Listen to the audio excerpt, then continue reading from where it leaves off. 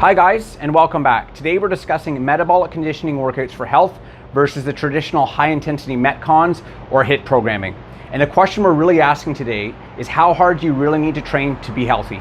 So what exactly is a metcon? Well, we have two words, the met and then the con. So the first one, met, stands for metabolism, or aspects of our metabolic state, such as our heart rate, ventilatory rate, respiration rate, thermoregulation, so regulating body temperature. And then the con would be the conditioning, which suggests learning or adaptation from training. And what we have to think of is the concept of anti-fragile, which means we need to stress the system, we need to stress our physiology to create a positive adaptation, and that stress is exercise. So how hard do we need to exercise or stress our physiology to be healthy?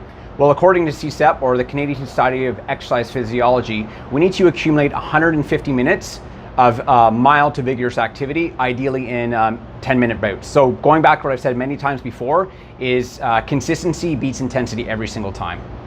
Another reference, which is an article I read by OPEX Fitness, which inspired me to actually make this video.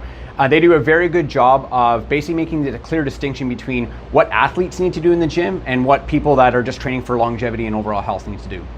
So athletes, to gain a competitive advantage, really need to train hard and push the boundaries of our physiology, right? To the point of depletion, brain fog, or maybe even vomiting up their breakfast.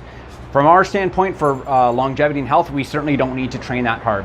And going back to the OPEX article, is they give a really good set of guidelines for how to pace ourselves. So meaning we can take any of these metcon workouts and basically change the pace. For example, if a metcon is supposed to take 10 minutes, right? You would choose a pace that you could maintain for 40 minutes. So you're basically just lengthening it 3 to 4 times longer. So the take home point for today, guys, is training for health versus athletic competition is entirely different ball game.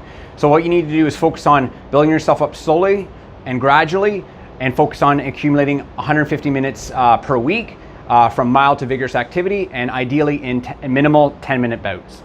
So we're going to put this concept into practice today we're going to demonstrate 2 workouts by one of my favorite coaches, Dan John, and we're going to not only show regressions, but we're going to show different ways that you can pace the workout to suit it for longevity and your goals.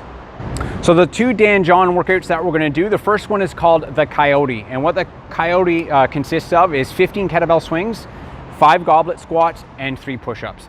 I'd recommend, guys, if you're not sure how to swing a kettlebell properly or have any back issues, that you would do the regression, which is just a simple hip hinge.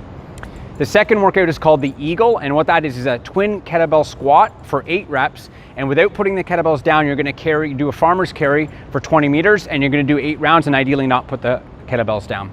So again, we're going to go over different ways how we can pace the workout, give some regressions, but also, guys, you got to remember that a big part of scaling the workout is the load. So we have the 2 yellow kettlebells, but if you want to make it easier, right, just back the weights off. And then if you want to make it harder, well, just make a little bit heavier kettlebell selection.